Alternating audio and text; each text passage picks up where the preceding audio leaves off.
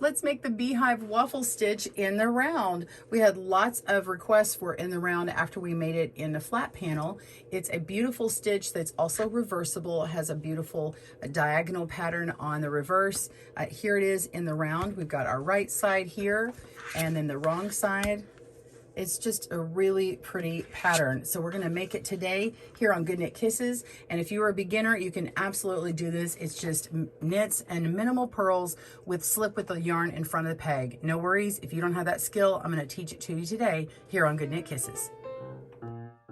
Welcome to GoodKnit Kisses. We're all about helping you stitch your love and love your stitches.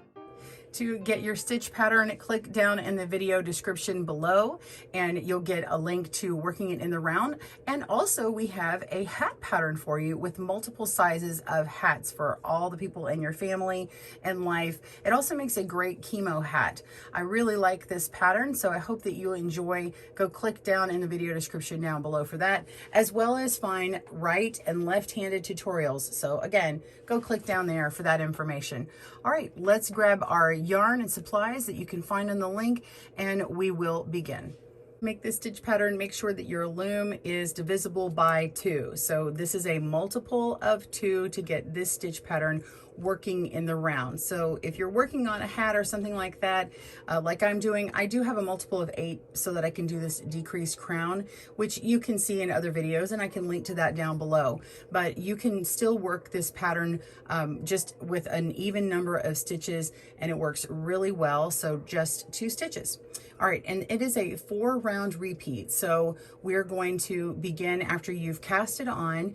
And I like to, at least in this hat here, I've done my rib stitches and then I've done 1 round of knit stitches. And if you are working from one pattern to go into this one, I suggest, especially if you're changing color or something, I just suggest going ahead and putting in a round of just knit stitches all the way around first before you begin this one, because we are going to have some purls coming in and I don't want your color to kind of blip through the wrong way. So go ahead and do your cast on, maybe make 1 round of knit stitches, and we'll begin again on round 1. See you in a moment.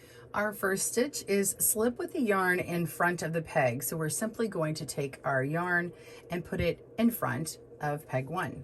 That's it. Then the next stitch, you're going to purl. So you're just going to go below, pull up a loop, take that off, put the new loop on, and tighten up. And then you simply repeat that all the way across. So really you're only working every other stitch. So skip 1, just keep that yarn in front and purl the second one. You see how I'm doing that there? I'm just skipping them, letting the yarn lay in front and purling 1. Just like that. So you don't have to set up your loom the way I have with this Flexee loom. You don't have to have 2 colors of every link or anything like that. I just happen to have mine set up that way. In fact, you can work yours with every other color that way, and it might be easier for you to remember, okay, this first peg in this link is going to have it slip with the yarn in front, and then the second one is going to be worked in the purl stitch. Whatever you decide, that's fine. Just wanted to let you know. Okay, just keep going. That is round 1, and pause your video when you get to the last couple stitches and I'll see you there. Okay, so I have worked up to my last few stitches, and you can see how when I lay my yarn in front of the second to last and purl this one, we get our last slip with the yarn in front to appear, and we are finished with round 1. Now we're going to knit all the stitches in the round. You are going to knit 1 below, which when you knit both of these stitches together, you are actually knitting this 1 stitch below the previous row. So this was the previous row was a setup to be able to knit 1 below very easily. So you just did something hard, you didn't even know it. It's not that hard. It's not hard at all.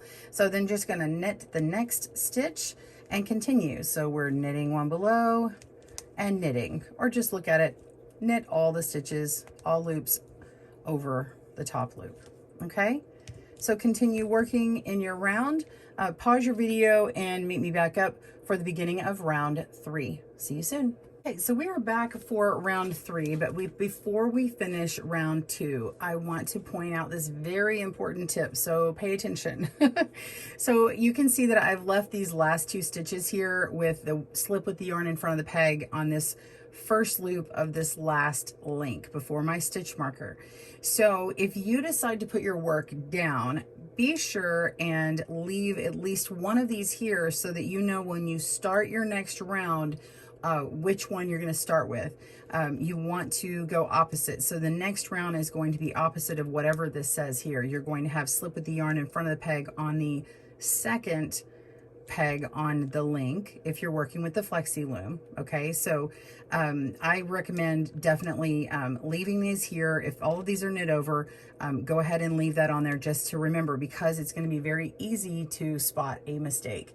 And in fact, I have a mistake on here that I'm going to have to frog back, but I want you to see what it looks like when you make a mistake in this pattern, because if you do, it's going to take a while to notice that there's a problem. So let's go ahead and flip it over. This is like full disclosure, there's a mistake in here. So I'm going to pull this back, and if you look, let's just pull down on it, kind of far away from where the seam is.